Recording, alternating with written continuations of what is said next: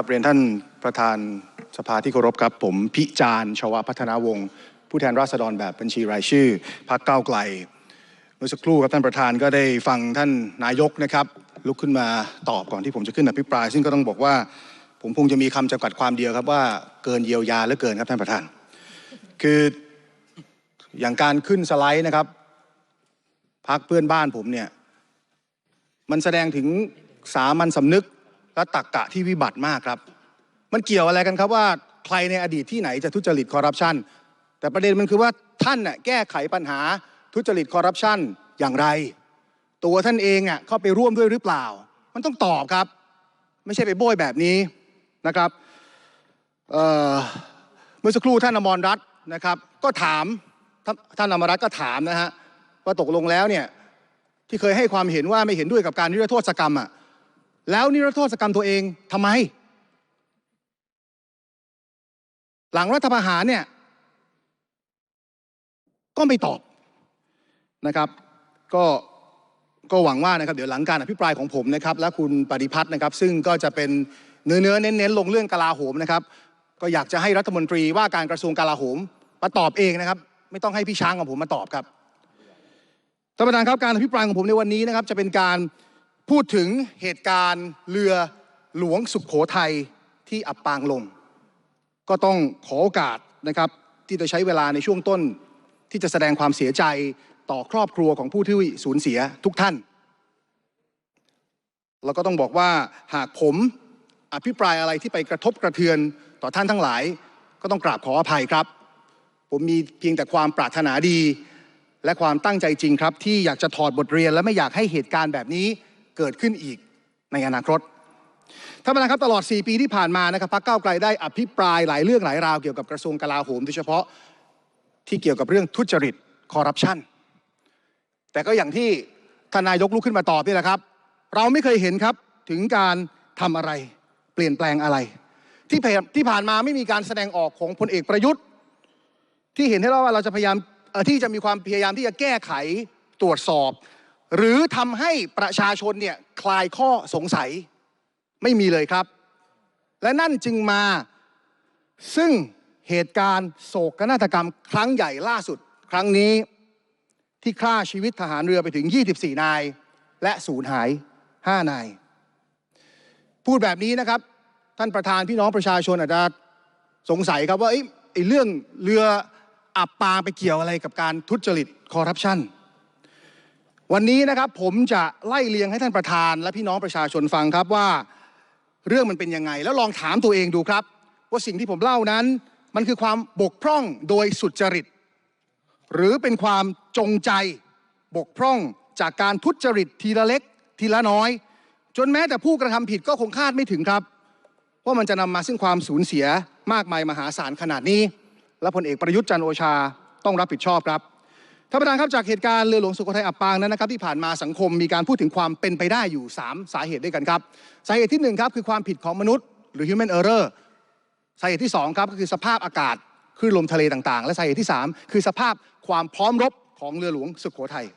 ในความเป็นไปได้ที่1ครับถามว่าเรือหลวงสุโขทัยนั้นจมลงเพราะความผิดพลาดของคนบนเรือวันนั้นหรือความผิดพลาดของผู้ปฏิบัติงานชายฝั่งหรือไม่ผมมีข้อสังเกตแบบนี้ครับภารกิจของเรือสุโขทัยครับออกเดินทางจากฐานทัพสัตหีบนะครับในจุดที่1ของแผนที่แล้วก็ไปร่วมพิธีเทิดพระเกียรติกรมหลวงชุมพรเขตอุดมศักดิ์ที่จังหวัดชุมพรบริเวณหาดทรายลีที่จุดที่2ในแผนที่จากแผนที่นะครับเราจะเห็นว่าเมื่อไปถึงบริเวณจุดที่2มีคลื่นลมแรงครับแล้วก็เรือสุโขทัยไม่สามารถที่จะทอดสมอได้ก็จำเป็นต้องเข้าเทียบท่าครับจุดที่ใกล้ที่สุดนะครับในแผนที่ก็คือท่าเรือบางสะพานครับที่จังหวัดประจวบคีรีขันธ์ในจุดที่3ซึ่งในท่าเรือบางสะพานนี้นะครับเป็นท่าเรือขนาดใหญ่ของเอกชนและถือเป็นท่าเรือน้ำลึกเดียวตั้งแต่แนวชายฝั่งจังหวัดประจวบถึงนราธิวาสโดยยืนยันนะครับว่าเรือหลวงหรือเรือรบต่างๆของกองทัพเนี่ยหลายลำเคยเข้าไปจอดเข้าไปเทียบท่าส่งกำลังบำรุงที่ท่าเรือแห่งนี้อย่างภาพด้านซ้ายนะครับจะเห็นว่ามีเรือหลวง3 ลำจอดพร้อมๆกันซึ่งในวันนั้นครับเรือหลวงกระบุรีที่ไปถึงบริเวณหาดทรายลีก่อนสุโขทัยเนี่ยก็ทอดสมอไม่ได้แล้วก็เดินทางเข้าเทียบท่าที่ท่าเรือบางสะพานเรียบร้อยแล้วคำถามคือแล้วเหตุใดครับ เรือหลวงสุโขทัยจึงไม่เข้าเทียบท่าที่ท่าเรือบางสะพานตกลงแล้วเป็นคำสั่งของผู้บังคับบัญชาการที่ไหนครับที่สั่งให้เรือหลวงสุโขทัยนั้นกลับสัตหีบเพราะแทบจะเป็นไปไม่ได้ครับท่านประธานที่ผู้การเรือเนี่ยจะตัดสินใจครับเดินทางจากจุดที่2กลับไปจุดที่1ฝ่าคลื่นลมที่เกิดขึ้นณขนาดนั้นโดยไม่เข้าเทียบท่าที่บางสะพานในขณะที่ผมย้ำว่าเรือกระบุรีเนี่ยเทียบท่าไปแล้วนะครับแล้วเรือกระบุรีนี่ใหญ่กว่าเรือหลวงสุโขทัยถึง2เท่าไปจอดรอที่บางสะพานแล้วดังนั้นวันนี้พลเอกประยุทธ์จันทร์โอชาต้องตอบชัดๆครับว่าใครเป็นคนสั่งให้เรือหลวงสุโขทัยกลับไปที่สัตหีบเรื่องนี้ต้องรู้แน่ๆครับก็บอกแล้วว่าเห็นบอกว่าคณะกรรมการเนี่ยสัมภาษณ์ไปแล้ว289ปากต้องรู้แน่ๆว่าใครสั่งแต่จะปิดหรือเปล่าจะกล้าพูดไหมในสภาความเป็นไปได้ที่2ครับคือเรือนั้นล่มเพราะคลื่นลมหรือไม่ท่านประธานครับหลังจากเกิดเหตุการณ์นะครับทางกองทัพก็ออกมาอธิบายหลายช่องทางครับว่าวันนั้นมีคลื่นลมที่รุนแรงมากโดยคลื่นเนี่ยสูงไปถึง6 เมตรผมก็ไปดูครับการพยากรณ์อากาศของกรมอุตุกศาสตร์กองทัพเรือครับก็ต้องบอกว่ามีความคลาดเคลื่อนจากกรมอุตุนิยมวิทยาแล้วก็คลาดเคลื่อนจากบริษัทเดินเรือเอกชนเป็นอย่างมากครับเพราะว่ากองทัพเรือบอกว่าคลื่นจะสูงประมาณ 2.5 เมตรในขณะที่เอกชนบอกสูง6 เมตรแต่ถ้าสูง2 เมตรสูง4 เมตรสูง6 เมตรก็ตามครับอดีตข้าราชการทหารเรือหลายต่อหลายท่านครับบอกกับผมว่าไม่มีทางที่เรือหลวงสุโขทัยจะล่มเพราะคลื่นลมเพราะเรือหลวงสุโขทัยนั้นเป็นเรือระดับคอร์เวตภาษาอังกฤษเขาบอกว่า Sea State Level 6ก็คือทนต่อคลื่นได้สูงถึง6 เมตรดังนั้นไม่มีทางครับที่จะล่มได้ทีนี้ผมอยากจะให้ท่านประธานนะครับได้ดูแผ่นภาพนี้นะครับนี่เป็นภาพแปลนเรือสุโขทัยกล้องช่วยซูมมาหน่อยนะครับนี่คือภาพแปลนเรือสุโขทัยนะครับที่ผมทำกราฟิกแยกสีออกมาเป็นชั้นต่างๆให้ดูง่ายชั้นสีชมพูตรงนี้คือดาดฟ้าเรือมีสูงขึ้นไปชั้นที่1ชั้นที่2และก็ชั้นที่3ผมตัดลงมานิดนึงนะให้เห็นว่านี่คือเรือนะฮะและแบ่งสีต่างๆเอาละสีชมพูนี่คือดาดฟ้าเรือตามกระดาษฟ้าเรือลงมาเรียกง่ายๆครับคือชั้นใต้ดินที่1ชั้นใต้ดินที่2และชั้นใต้ดินที่3หรือชั้นล่างสุดจะเห็นว่าชั้นใต้ดินที่2เนี่ยจะมีแค่ครึ่งหนึ่งนะฮะไม่ได้เต็มเรือแล้วถ้าเรามองใกล้ๆนะฮะถ้าซูมเนี่ยจะเห็นว่าห้องต่างๆนั้นแบ่งในเรือเนี่ยแบ่งเป็นห้องเล็กๆนะฮะไปที่อีกแผ่นหนึ่งครับท่านประธานแผ่นนี้นะครับจะแสดงให้เห็นนะครับต้องซูมเข้ามาเลยก็ได้ครับแผ่นนี้นะครับจะแสดงให้เห็นนะครับจากชั้นใต้ดินที่1นะครับเมื่อสักครู่ที่ใต้ดาดฟ้าเรือลงมาเนี่ยนี่คือชั้นนะครับที่จะวางเครื่องจักรใหญ่ต่างๆนะครับอย่างเช่นในสีชมพูนี่นะครับเป็นจุดที่วางเครื่องกำเนิดไฟฟ้านะครับในจุดสีส้มนะครับก็วางเครื่องกำเนิดไฟฟ้าสำรองนะครับทั้ง2จุดส่วนสีม่วง2จุดนี้นะครับจะเป็นเครื่องกำเนิดไฟฟ้าที่ใช้หลักทีนี้บริเวณที่เป็นสีเขียวนี่ครับแล้วก็จะเห็นว่าผมทำเส้นหยักๆเอาไว้นะฮะนี่คือจะเป็นห้องโถงใหญ่ที่เชื่อมต่อนะครับจากชั้นใต้ดินที่1ลงไปถึงชั้นล่างสุดแล้วเป็นห้องที่วางเครื่องยนต์ดีเซลหรือเครื่องจักรใหญ่ที่ใช้ในการขับเคลื่อนเพราะฉะนั้นเนี่ยดูเท่านี้ก่อนก็จะเห็นว่าแบ่งเป็นห้องถ้าหากว่าจุดไหนทะลุน้ำเข้ามาได้จะสามารถมีประตูผนึกน้ำนะครับที่จะปิดกั้นไม่ให้น้ำเนี่ยไหลไปทั่วโดยทั่วของเรือดังนั้นจากแผนภาพนะครับ2แผ่นที่ผมแสดงให้ดูนะครับก็ยืนยันได้ว่าเรือหลวงสุโขทัยไม่ได้ล่มง่ายๆแน่ๆถ้าเจอคลื่นลมขึ้นทะเล6 เมตรเหลือเพียงแต่ว่า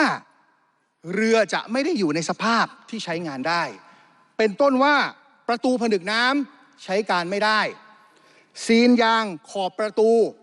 ใช้งานไม่ได้เสื่อมสภาพนั่นจึงนำมาสู่ความเป็นไปได้ที่3ครับท่านประธานว่าเรือหลวงสุโขทัยนั้นอยู่ในความสภาพพร้อมรบหรือไม่ข้อกล่าวหานะครับที่ผมมีต่อพลเอกประยุทธ์จันทร์โอชาในฐานะรัฐมนตรีว่าการกระทรวงกลาโหมคือการที่ท่านปล่อยปละละเลยให้มีการทุจริตในทุกกระบวนการจัดซื้อจัดจ้างและต่อเรื่องนี้คือการซ่อมทำของกองทัพเรือรวมทั้งปล่อยให้กำลังพลพี่น้องทหารเรือต้องทนใช้เรือที่ไม่ได้ถูกซ่อมแซมทำนุบำรุงอย่างเหมาะสมให้อยู่ในสภาพที่ใช้งานได้ให้พร้อมกับการทำศึกสงครามจนนำมาซึ่งเหตุโศกนาฏกรรมครั้งนี้ท่านประธานครับ ผมนั่งอยู่ในกรรมาธิการการทหารเรามีการเชิญกองทัพเรือนะครับให้เข้ามาชี้แจงให้ข้อมูลถึง4ครั้งครั้งแรกคือวันที่22ธันวาคมหรือ4วันหลังเรือล่มตั้งแต่2ครั้งแรกครับผมก็ขอเอกสารมากมายครับจากกองทัพเรือยกตัวอย่างเร็วๆนะครับสั้นๆไม่ใช่ทั้งหมดคือประวัติการซ่อมเรือสุโขทัยงบประมาณในการใช้ซ่อมเรือนะครับบันทึกการปฏิบัติภารกิจบันทึกการติดต่อสื่อสารระหว่างตัวเรือกับหน่วยงานต่างๆและเรืออื่นๆในช่วงที่เกิดเหตุก่อนตั้งแต่สัตหีบจนถึง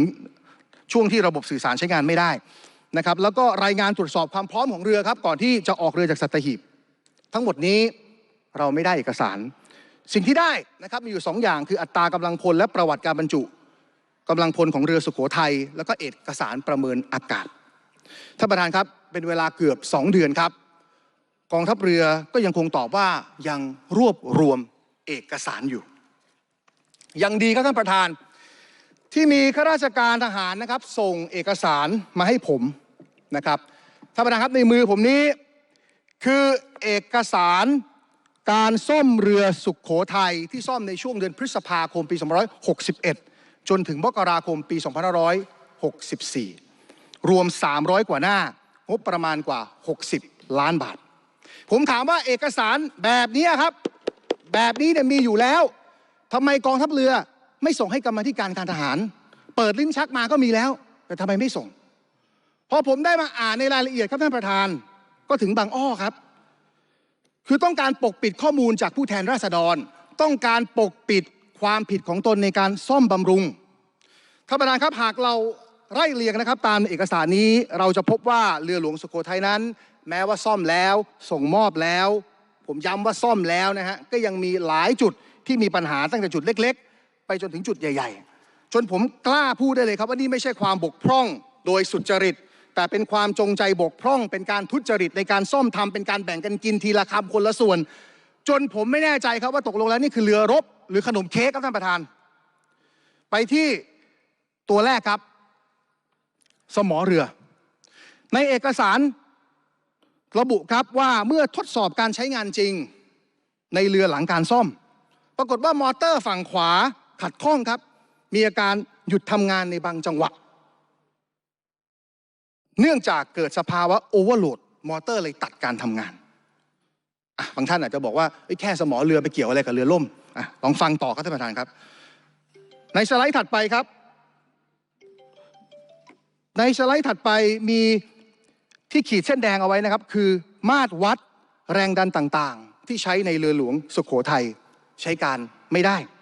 ไม่ว่าจะเป็นเครื่องสูบน้ำไฟเมน4เครื่องมอเตอร์สูบน้ำใช้การ2เครื่องมาตรวัดใช้ไม่ได้บ้างไม่ได้ติดตั้งบ้างโดยในรายงานเขียนไว้แบบนี้ครับท่านประธานมอเตอร์น้ำจืดใช้การทั้งหมายเลข1และ2ไม่มีมาตรวัดแรงดันทางดูดเครื่องหมายเลข1มีการรั่วไหลของน้ำบริเวณแกนพัดน้ำจำนวนมากส่วนเครื่องหมายเลข2มีค่าความสั่นสะเทือนเกินเกณฑ์มาตรฐานนี่ซ่อมแล้วนะครับท่านประธานมีอะไรขัดข้องอีกครับเครื่องจักรหลายตัวครับมีค่าสั่นสะเทือนที่ผิดปกติครับสูงเกินมาตรฐานในสไลด์นี้นะฮะตัวเล็กนิดนึงตั้งแต่ข้อ 4.3.1 ครับเครื่องอัดลมกำลังต่ำ2เครื่องสูบน้ำระบายความร้อนเครื่องไฟฟ้า2เครื่องทำความเย็นมอเตอร์น้ำจืดใช้การจนถึงข้อ 4.3.7 ครับคือมอเตอร์สูบน้ำสำรองเมื่อไปพลิกดูในรายละเอียดครับท่านประธานว่าที่สั่นเนี่ยสั่นเพราะอะไรเครื่องอัดลมกำลังต่ำครับท่านประธานเขียนไว้ชัดเจนครับว่าเป็นการติดตั้งเครื่องใหม่แทนเครื่องเดิมย้ำว่าเป็นเครื่องใหม่นะครับ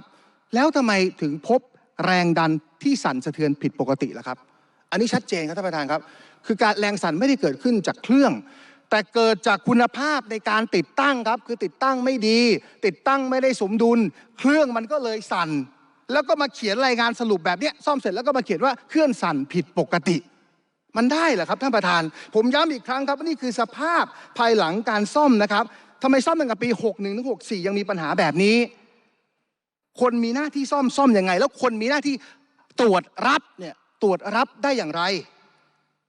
ไปต่อครับท่านประธานครับข้อขัดข้องที่พบต่อไปนะครับในสไลด์นี้ขีดเส้นแดงเอาไว้นะฮะ การขนานเครื่องไฟฟ้าหมายเลข 4ไม่ได้ทดสอบเนื่องจากระบบควบคุมไม่พร้อมการขนานโหมดออโต้ไม่สามารถใช้ราชการได้สรุปง่ายๆครับคือเครื่องกำเนิดไฟฟ้าหมายเลข 4เนี่ยเสียเครื่องกำเนิดไฟฟ้าของเรือหลวงสุโขทัยก็ต้องเรียนว่าจริงๆแล้วมีทั้งหมดเนี่ย4เครื่องในภาพนี้นะครับมีหมายเลข1ถึงหมายเลข4ตัวที่เสียเนี่ยคือตัวที่หมายเลข4ครับท่านประธานคือเป็นเครื่องไฟฟ้าสำรองส่วน1กับ2ที่อยู่ตรงกลางเรือนั้นคือเครื่องไฟฟ้าหลักที่จะใช้งานแบบคู่ขนานแชร์โหลดกันทีนี้ผมก็ถามครับพอเจอว่าเครื่องเนี่ยมันเสียแบบนี้ซ่อมไปแล้ว4เครื่องแต่กลับเสีย1เครื่องก็ถามต่อผู้แทนของกองทัพเรือในคณะกรรมาธิการขอสไลด์ถัดไปเลยครับในคณะกรรมาธิการติดตามงบประมาณกองทัพเรือก็ตอบผมครับว่ายอมรับครับว่าเครื่องกำเนิดไฟฟ้าเสีย1เครื่องจริงและตอบแบบหน้าตาเฉยครับว่าไม่เป็นไรเพราะเรายังมีอีกเครื่องคือใช้เนี่ย2เครื่องเขามี4เครื่องนะท่านประธานใช้หลักเนี่ย2เครื่องสำรอง2เครื่องสำรองเสียไป1ก็ถามให้เอาไงดีกองทัพเรือบอกไม่เป็นไรเพราะเรายังมีสำรองอีก1ท่านประธานครับอย่างนี้งงนะฮะตกลงอเมริกาเขาทำผิดหรือเปล่าครับเขาต่อเรือมาเนี่ยเขาเตรียมเครื่องสำรองไว้2เครื่องแต่เราบอกไม่จำเป็นไม่ใช้สรุปแล้วคือสหรัฐอเมริกานี่ทำมาทำไมครับผมถามว่าเวลามาของงบประมาณในสภาเนี่ยแล้วก็บอกว่าต้องมีงบประมาณเพื่อเตรียมสภาพความพร้อมในการรบตกลงนี่คือพร้อมเลยใช่ไหมครับในการรบออกแบบให้มีสำรอง2เอามีแค่1พอนี่คือเรียกว่าพร้อมใช่ไหมครับพลเอกประยุทธ์จันทร์โอชาช่วยตอบหน่อยครับว่าความพร้อมในการรบของท่านอยู่ตรงไหนหรือท่านไม่ได้คิดว่าจะรบกับใครในมันสมองนี่รู้อยู่แล้วไม่ได้ไปรบที่ซ่อมเรือเนี่ยเอาไว้งานวันเด็กที่ซ่อมเรือเนี่ยเอาไว้พาผู้หลักผู้ใหญ่ในกองทัพออกไปลอยอังคารอย่างล่าสุดเอาเรือบางปะกงซึ่งใหญ่กว่าเรือหลวงสุโขทัย2เท่าออกไปลอยอังคารอดีตผู้บัญชาการทหารอากาศแถมยังมี F-16 ไปอีก2ลำใช่ไหมตกลงดำรงสภาพความพร้อมในการรบเนี่ยมันไม่ได้บรรลุเป้าหมายเลยครับท่านประธานครับนอกจากนั้นนะครับยังมีอีกปัญหาสำคัญคือเรื่องของการซ่อมตัวเรือที่มีมีที่ส่วนที่อยู่ในเหนือน้ำผิวน้ำแล้วก็ใต้น้ำคือเรือเนี่ยครับท่านประธานก็แม้ว่าตัวเรือเนี่ยจะทำมาจากเหล็กนะครับแต่ว่าเมื่อใช้เวลาเป็นใช้การกันไปนานๆเนี่ยมันก็อาจจะสึกกร่อนได้นะครับตามกาลเวลาทีนี้ในการซ่อมบำรุงเนี่ยก็จะต้องทำยังไงที่จะตัดเชื่อมแผ่นเหล็กแล้วเปลี่ยนแผ่นใหม่เพื่อให้มีความหนาตามมาตรฐานโดยก่อนที่จะเริ่มซ่อมครับตามสไลด์นี้นะครับก็คือทางกองแผนการช่างของกรมอู่ทหารเนี่ยเขาก็ทำการสำรวจตัวเรือครับว่ามีเหล็กส่วนไหนชิ้นไหนที่มันบางกว่ามาตรฐานแล้วก็ต้องเปลี่ยนหรือเปล่าเอกสารนะครับลงวันที่12กันยายนปี2561นะครับแล้วก็ระบุนะครับว่ามีทั้งหมด13จุดครับที่จะต้องเปลี่ยนเหล็กให้หนาขึ้นโดยเรื่องนี้ครับทางเพจ CSI LA ครับได้ออกมาโพสต์ในวันที่4มกราคมครับโดยแสดงเอกสารก็ตัวเดียวกับที่ผมฉายไปเมื่อสักครู่นี่แหละครับแล้วก็ตั้งคำถามกับกองทัพเรือว่าได้ซ่อมโดยใช้เหล็กแผ่น High Tensile AH36 หรือเปล่าลวดเชื่อมที่ใช้เป็นไปตามมาตรฐานหรือไม่ช่างเชื่อมนั้นมีใบรับรองในการซ่อมเรือรบหรือไม่แต่แทนที่กองทัพเรือจะออกมาตอบชี้แจงด้วยเอกสารลงรายละเอียดไม่ครับกับชี้แจงในทำนองที่จะ discredit ชี้แจงในทำนองที่บอกว่าCSILA เนี่ยเข้าใจผิดแล้วเอกสารทั้งหมดนั้นมันเป็นเอกสารก่อนที่จะซ่อมทั้งหมดเนี่ยเราซ่อมหมดแล้วแต่เกมพลิกครับท่านประธานเพราะวันรุ่งขึ้นนะครับในวันที่6มกราคม CSILA เขาออกมาโพสต์อีกรอบหนึ่งครับแล้วเปิดเผยเอกสารเพิ่มเติมที่ระบุว่าแท้จริงแล้วไอ้13จุดที่ถามไปเมื่อ2วันที่แล้วเนี่ยตกลงเนี่ยซ่อมจริงๆเนี่ยแค่5จุดนะอีก8จุดยังไม่ได้ซ่อมเอามาดูกันครับท่านประธานครับสไลด์ถัดไปครับดูให้ดีนะครับสไลด์นี้ค่อยๆดูในสีเขียวกรอบแดงคือตำแหน่งของเหล็กแผ่น5จุดที่พบว่ามีความหนาต่ำกว่ามาตรฐานซึ่งกองทัพเรือ ซ่อมไปแล้วแต่สีชมพูครับ8จุดครับเป็นจุดที่พบว่าเหล็กนั้นหนาต่ำกว่ามาตรฐานแต่กลับไม่ได้ซ่อมในทางกลับกันที่เป็นสีเขียวเฉยๆนี่นะครับ10จุดความหนานี่เหมือนเดิมเป็นปกติครับแต่กลับไปซ่อมมันซะอย่างนั้นงงไหมครับท่านประธานทำงานกันแบบนี้ได้ครับผมทวนเร็วๆอีกทีนึงนะครับคือทีแรกเนี่ยกองแผนการช่างบอกว่าเฮ้ยต้องซ่อม13จุดเว้ยกรมอู่ก็บอกว่าอ่ะลงมือซ่อมไปแล้ว15จุดฟังดูดีไอ้ซ่อมเกินไป2จุดน่าจะดีแต่เอาเข้าจริงไอ้15จุดที่ซ่อมเนี่ยนะครับมันเป็นจุดที่ควรซ่อมแค่5ครับอีก10เนี่ยไม่รู้ไปซ่อมหาพระแสงอะไรส่วนอีก8จุดที่ต้องซ่อมก็ดันไม่ได้ซ่อมไอ้แบบนี้มันไม่ใช่แค่กลิ่นตุครับอันนี้แม่งเหม็นโชยไปทั้งหมู่บ้านแล้วครับท่านประธานนี่คือการบกพร่องโดยสุจริตเหรอฮะไม่ใช่ครับในรายงานฉบับนี้นะครับลงรายละเอียดไว้อย่างนี้ครับว่าจุดที่ไม่ต้องซ่อมเนี่ยก็คือมีความหนาเฉลี่ยเนี่ยลดลงคือ 0% คือพูดง่ายคือไม่ได้บางลงเลยนะครับก็จะมีจุดสีเขียวเนี่ยนะฮะจะมี A8 A9 A10 B8 แล้วก็ C11 ซึ่งเป็นด้านกาบขวาของเรือเนี่ยคือไม่ต้องซ่อมแต่ก็บอกว่าซ่อมส่วนจุดที่ต้องซ่อมครับแต่ไม่ได้ซ่อมสีชมพูนะฮะยกตัวอย่างเช่น K9 นะครับมีความหนาเฉลี่ยลดลง 12.36% และเป็นเหล็กแผ่นที่อยู่บริเวณกระดูกงูของเรือครับแต่กลับไม่ได้ซ่อม A7 กาบขวาความหนาเฉลี่ยลดลง 19% A7 กาบซ้ายลดลง 13.4% A5 กาบซ้ายลดลง 15.5% แต่ทั้ง3แผ่นนี้กลับไม่ซ่อม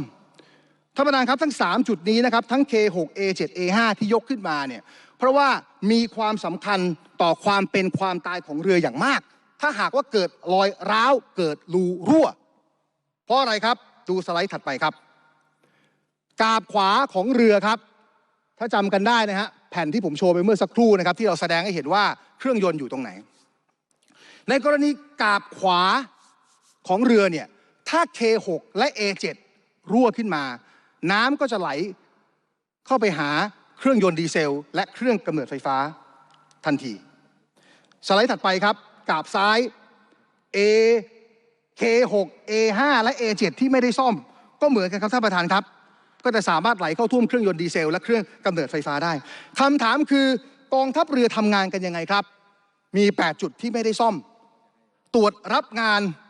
กันอย่างไรผมถามพลเอกประยุทธ์ครับถ้าท่านมีรถสักคันหนึ่งฮะแล้วเอาไปซ่อมเนี่ยเข้าอู่แล้วอู่ก็ไม่ได้ซ่อมให้ท่านแบบนี้ท่านจะรับรถกลับมาใช้ไหมแต่กองทัพเรือรับเอากลับมาใช้ผมก็ตรวจสอบไปต่อครับท่านประธานครับว่าตกลงแล้วรอบนี้เนี่ยคือกองทัพเรือซ่อมเองหรือจ้างเขาซ่อมก็พบว่ามีเอกชนรายหนึ่งครับที่มารับซ่อมซึ่งผมไม่มั่นใจเลยครับว่าจะมีศักยภาพในการซ่อมทำหรือไม่ได้ว่ากันนะฮะคือทุนจดทะเบียนมี1 ล้านพนักงานมีแค่20 คนแต่รับงานซ่อมเรือรบไม่ค่อยมั่นใจทำได้จริงเหรอฮะแต่เขารู้กันทั้งกองทัพครับท่านประธานครับว่าเอกชนรายนี้เนี่ยที่ได้งานซ่อมตัวเรือเป็นประจำเพราะมีสายสัมพันธ์ที่ดีกับพลเรือโทวอแหวนคนหนึ่งครับชื่อเล่นเนี่ยกอไก่เป็นอดีตเจ้ากรมนะกรมอะไรไปหากันดูพี่แต่หลักฐานมันยังไม่ชัดแต่เขารู้กันทั้งกองทัพสรุปแล้วเนี่ยคือกินกันหนักครับท่านประธานกินเหล็กกินลวดเชื่อมกินค่าแรงตำแหน่งเหล็กที่ควรซ่อมก็ไม่ซ่อมไอ้ส่วนที่ไม่ต้องซ่อมก็เสือกซ่อมจริงหรือเปล่าก็ไม่รู้แล้วก็หลับหูหลับตาเซ็นรับงานกันไปขอแค่ให้เรือมันลอยน้ำได้ก็พอยืนยันครับผมไม่คิดว่านี่คือความบกพร่องโดยสุจริตแต่นี่คือความจงใจบกพร่องแบ่งเค้กกันกินจนพุงกลางสุดท้ายสร้างความเสียหายให้กับประเทศชาติมากมายขนาดไหนยังไม่หมดท่านประธานครับเรื่องเช้าของการซ่อมเรือหลวงสุโขทัยยังมีครับคือการซ่อมอะไหล่ที่เรียกว่าฟินสเตบิไลเซอร์หรือคีบกันโครงครับท่านประธานคีบกันโครงนี่นะครับคืออุปกรณ์ที่ใช้รักษาสมดุลของเรือแบบว่าถ้าเจอคลื่นลมเนี่ยนะฮะตัวคลีบเนี้ยมันก็จะช่วยรักษาไม่ให้เรือเนี่ยเอียงซ้ายทีขวาทีทีนี้ต่อเรื่องนี้ครับผมก็ถามกองทัพเรือครับในกรรมธิการว่าตกลงแล้วเนี่ยตอนที่ท่านซ่อมเรือหลวงสุโขทัยเนี่ยถอดคลีบกันโครงไปหรือเปล่าทรตอบผมอย่างนี้ครับบอกว่าด้วยเรือเนี่ยมันเก่าแล้วอะไรหาไม่ได้ แล้วถ้าหากว่าซ่อมทำเองเนี่ยถ้าทำได้ไม่ดีเนี่ยจะยิ่งเป็นผลเสียต่อเรือก็เลยถอดทิ้งซะแล้วก็ยังบอกอีกครับว่าเรือมันก็จะโครงมากขึ้นหน่อยนะแต่ไม่เป็นไรพร้อมทั้งยืนยันครับว่าเรือหลวงล่มครั้งนี้ไม่เกี่ยวข้องกับคีบแน่นอนท่านประธานครับประการแรกเลยครับผมยืนยันว่าอะไหล่เนี่ยถ้าจะหาให้ได้มีครับคีบการโครงเนี่ยเป็นอะไหล่เป็นอะไหล่ชิ้นที่สำคัญนะครับไม่ว่าเรือจะเก่าแค่ไหนอะไหล่หาได้แต่ที่หาไม่ได้นะครับน่าจะเป็นเพราะว่าก็ไอ้บริษัทห้องแถวที่สนิทชิดเชื้อกับพลเรือโทวอแหวนเนี่ยเขาหาไม่ได้หรือเขาโดนเงินทอนจนไม่รู้จะไปเอาเงินที่ไหนไปซื้ออะไรมาหรือเปล่าประการที่สองนะครับทรพยายามจะชี้แจงว่าการไม่มีคีบกันโครงเนี่ยไม่ได้มีผลทำให้เรือล่มแต่ผมถามว่า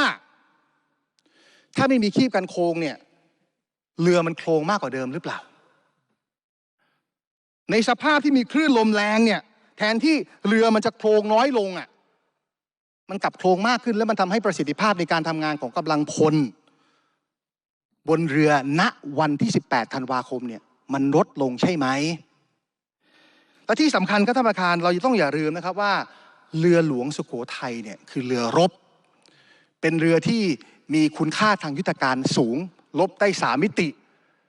จะลบกับเครื่องบินก็ได้ลบกับเรือบนผิวน้ำก็ได้ลบกับเรือดำน้ำใต้น้ำก็ยังได้ก็ถามว่าถ้าไม่มีคีบกันโครงเนี่ยที่มันจะทำให้เรือมันรักษาสมดุลเนี่ยแล้วท่านจะยิงขีปนาวุธให้มันแม่นยำที่สุดได้ยังไงก็อีกแล้วไงครับคือไม่ได้คิดจะซ่อมเรือเพื่อลบไงครับเอาไปใช้วันเด็กไงฮะมันไม่มี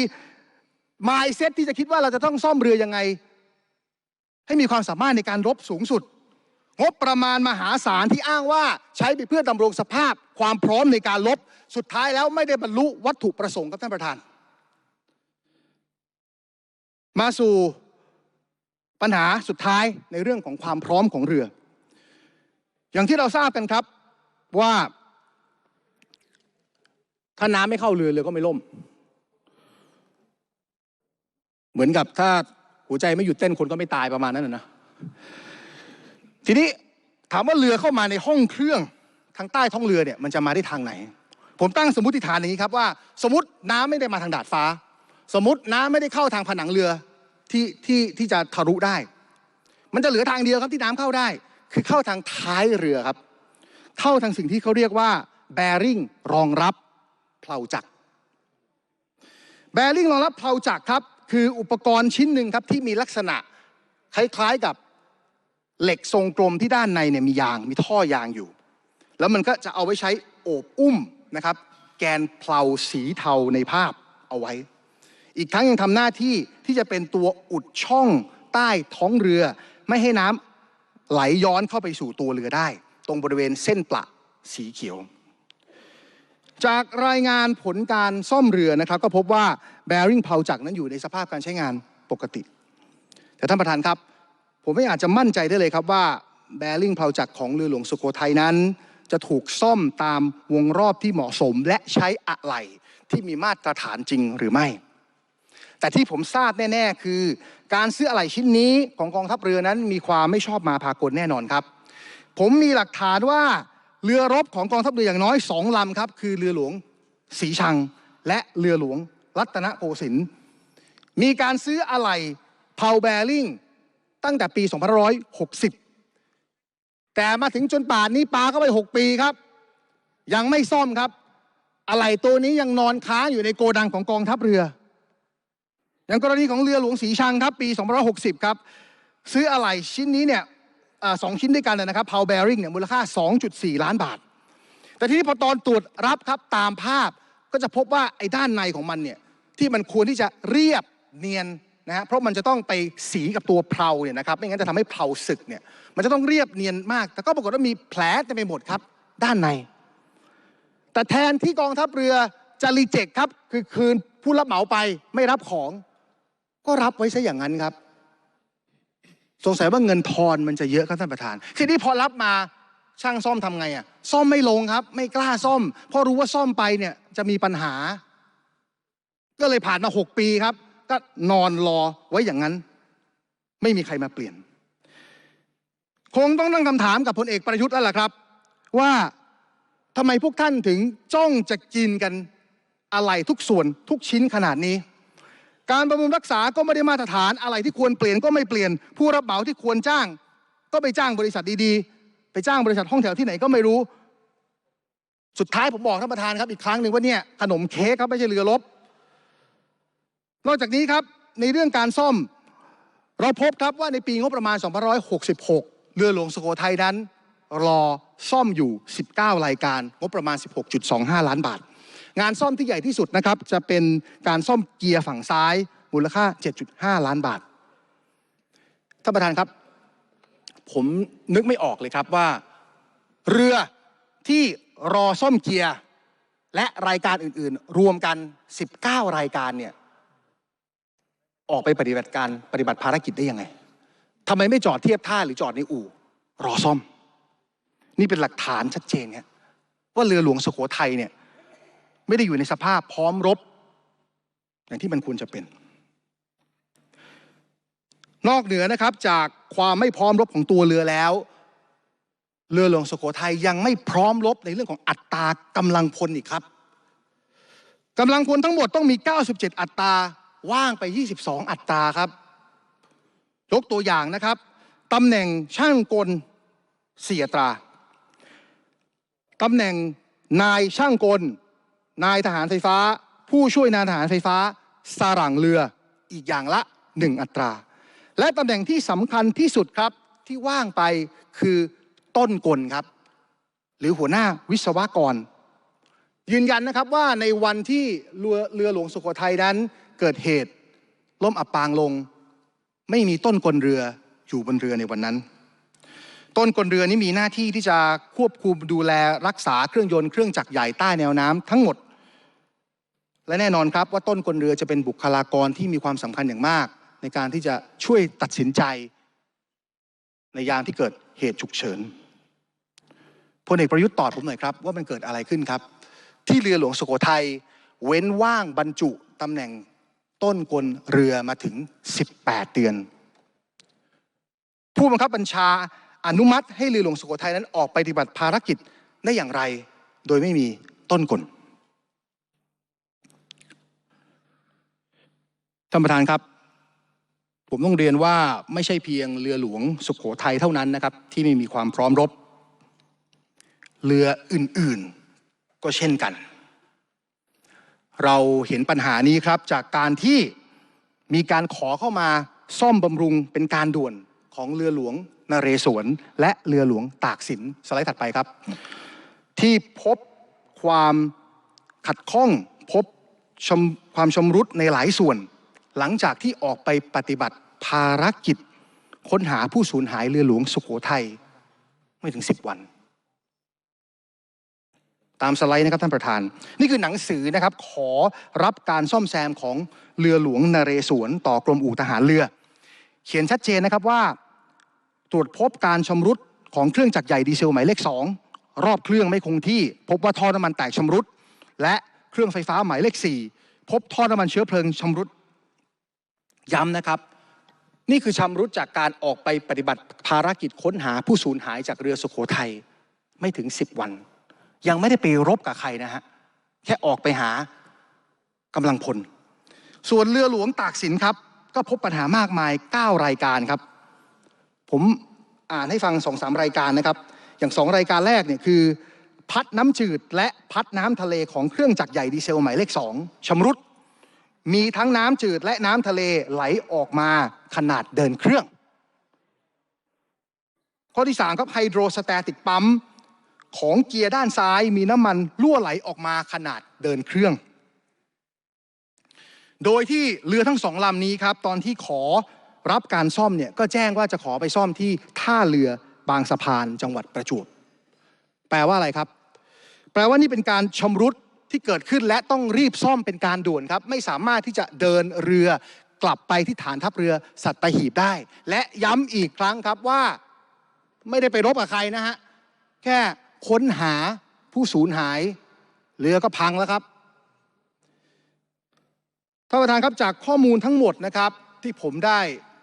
อภิปรายมาผ ผมขอสรุปเหตุการณ์ที่เกิดขึ้นในวันที่ 17 และ 18 ธันวาคมแบบนี้ครับในวันที่ 11 ธันวาคมนะครับเรือสุโขทัยออกจากออกจากฐานทัพสัตหีบครับมุ่งหน้าร่วมพิธี100 ปีเสด็จเตี่ยที่จังหวัดประจวบโดยมีทหารเรือทั้งสิ้น105 นายร่วมเดินทางไปด้วยแต่ใน105 นายนี้ไม่มีต้นกลที่มีหน้าที่ตัดสินใจในเรื่องสำคัญและเป็นเรื่องของความเป็นความตายของเรือไปกับเรือด้วยวันที่ 18 ครับเรือเดินทางไปถึงบริเวณหาดทรายรีแต่ด้วยคลื่นลมบริเวณนั้นเรือสุโขทัยไม่สามารถทอดสมอได้เพราะพบว่าคลื่นลมนั้นมันสูงกว่าที่กรมอุทกศาสตร์กองทัพเรือได้พยากรณ์เอาไว้จนเรือที่ไม่มีครีบกันโค้งครับก็โอนเองเอียงไปเอียงมาอย่างน่ากลัวแล้วในเวลา 12 นาฬิกาครับของวันที่ 18แทนที่เรือหลวงสุโขทัยจะเดินทางเข้าไปเทียบท่าที่ท่าเรือบางสะพานที่ห่างออกไปเพียงแค่22 ไมล์ทะเลเรือหลวงสุโขทัยกลับถูกใครไม่รู้ครับสั่งให้เดินทางกลับไปที่สัตหีบที่ไกลออกไปอีก115 ไมล์ทะเลและต่อมาในเวลาไม่ถึงชั่วโมงครับเดินทางไม่น่าจะเกิน35 ไมล์ทะเลไม่ทราบว่าเป็นเพราะแบริ่งเพาจักรนั้นรั่วซึมหรือแผ่นเหล็กใต้ท้องเรือที่ทนความเครียดสะสมไม่ไหวปริแตกออกจึงทำให้น้ำไหลเข้าใต้ท้องเรืออย่างรวดเร็วไหลเข้าท่วมเครื่องกำเนิดไฟฟ้าทำให้ไฟฟ้าล้มเหลวเครื่องยนต์ดับลงเจ้าหน้าที่พยายามติดเครื่องยนต์กำเนิดไฟฟ้าสำรองแต่เจ้ากรรมครับเครื่องกำเนิดไฟฟ้าสำรองใช้ได้เพียงแค่ตัวเดียวเรือรบที่มีขนาด80 เมตรหนักเกือบ 1,000 ตันเหลือเครื่องกำเนิดไฟฟ้าตัวเดียวก็ไปต่อไม่รอดในที่สุดครับเรือหลวงสุโขทัยที่มีรูรั่วขาดต้นกลขาดมาตรวัดที่ใช้งานได้ขาดคีบกันโครงและขาดกำลังเครื่องยนต์ที่จะไปต่อต้องจมลงสู่ก้นอ่าวไทยสังเวยชีวิตทหารเรือ24 นายและสูญหายอีก5 นายท่านประธานครับสิ่งที่ผมอยากจะสื่อสารไปถึงพลเอกประยุทธ์จันทร์โอชาและกองทัพเรือได้โปรดอย่ามองยุทโธปกรณ์เป็นเหมือนขนมเค้กที่ต้องแบ่งกันกินตั้งแต่การจัดซื้อไปจนถึงการซ่อมทำเพราะทุกคำที่ท่านกินอย่างอร่อยท่านอาจจะคิดครับว่ากินคำเดียวไม่เป็นไรหรอกแต่พอท่านกินกันหลายๆคนหลายๆคำเข้าเนี่ยมันก็ทำให้เกิดความสูญเสียอย่างใหญ่หลวงอย่างที่เกิดขึ้นในกรณีเรือหลวงสุโขทัยแต่ท่านประธานครับแม้ว่าเรือหลวงสุโขทัยนั้นจะจมลงสู่ก้นทะเลลึก50 เมตรไปแล้วก็ตามแต่นั่นไม่ใช่อุปสรรคครับที่จะทำให้คนในรัฐบาลนี้คนในครม.นี้ตามดำลงไปกินเค้กก้อนนี้ครับท่านประธานเรื่องมันเป็นอย่างนี้ครับคือในการกู้เรือสุโขทัยเนี่ยกองทัพเรือเนี่ยก็จะมีขั้นตอนมีคณะทำงานที่จะประชุมหารือกันนะครับซึ่งก็มีการเชิญเอกชนครับหลายครั้งหลายรายเข้ามาร่วมพูดคุยจนได้ข้อสรุปครับว่าในการที่จะคัดเลือกเนี่ยน่าจะมีหลักเกณฑ์คร่าวๆอยู่ประมาณ3 หลักเกณฑ์ข้อที่1ครับคือบริษัทเอกชนต้องมีประสบการณ์ในการกู้เรือที่มีน้ำหนักมากกว่า 1,000 ตันข้อที่2เรือที่เคยกู้ต้องจมอยู่ลึกจากผิวน้ำทะเลไป50 เมตรซึ่งคือระดับเดียวกับที่เรือหลวงสุโขทัยจมอยู่และข้อที่3ครับบริษัทเอกชนต้องเป็นสมาชิกของ ISU หรือ International Salvage Union ซึ่งเป็นสหภาพระดับนานาชาติที่เป็นการรวมตัวกันของผู้ประกอบการที่มีประสบการณ์และความเชี่ยวชาญในการกู้เรือ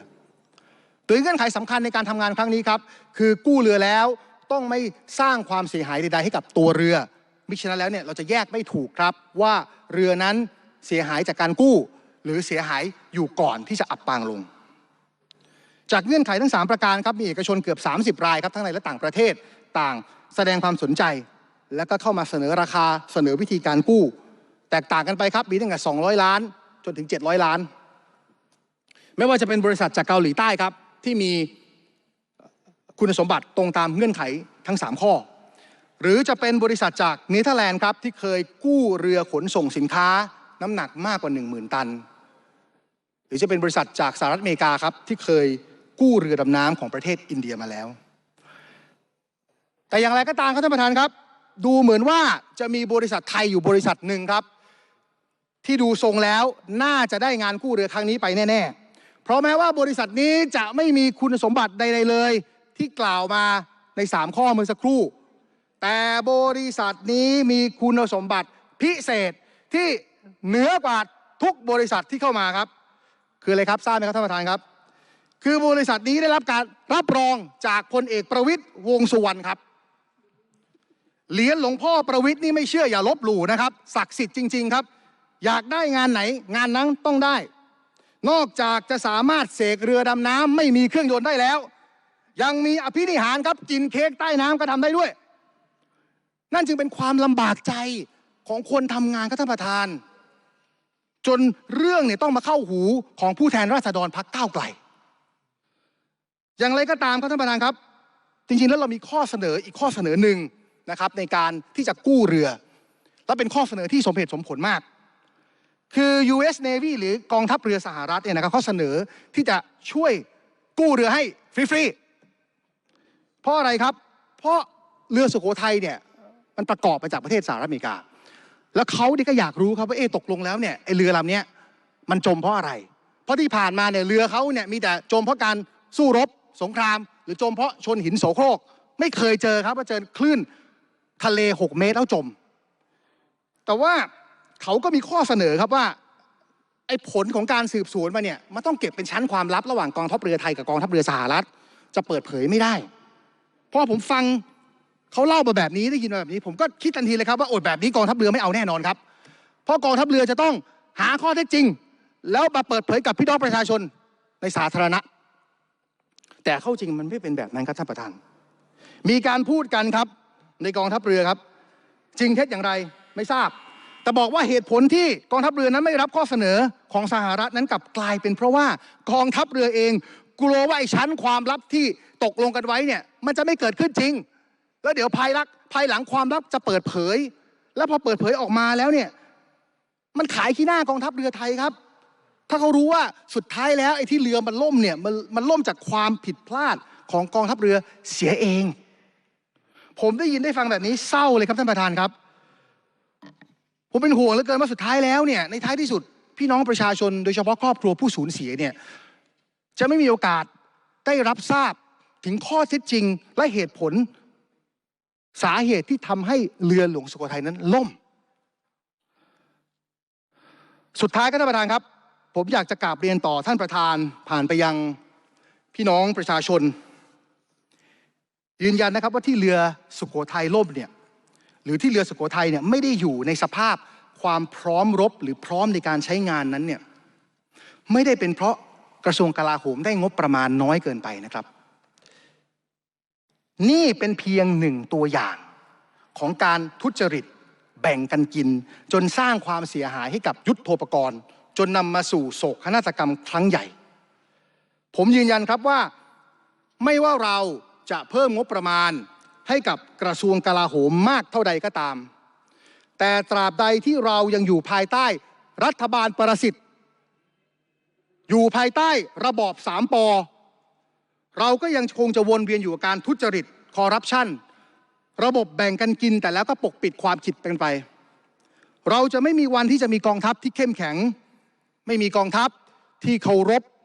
ในหลักประชาธิปไตยเคารพในหลักสิทธิมนุษยชนพี่น้องนายทหารน้ำดีก็จะยังคงหมดความชอบธรรมไม่ได้รับความไว้เนื้อเชื่อใจจากพี่น้องประชาชนถึงเวลาแล้วครับที่เราต้องปฏิรูปกองทัพผมยืนยันว่าการปฏิรูปกองทัพเป็นเรื่องเดียวกันกับการพัฒนาเศรษฐกิจกับการแก้ปัญหาสังคมปากท้องจะดีอย่างยั่งยืนประเทศจะมีอนาคตการเมืองต้องดีก่อนครับขอบคุณครับสำนักข่าวทูเดย์ข่าวความรู้ดูทูเดย์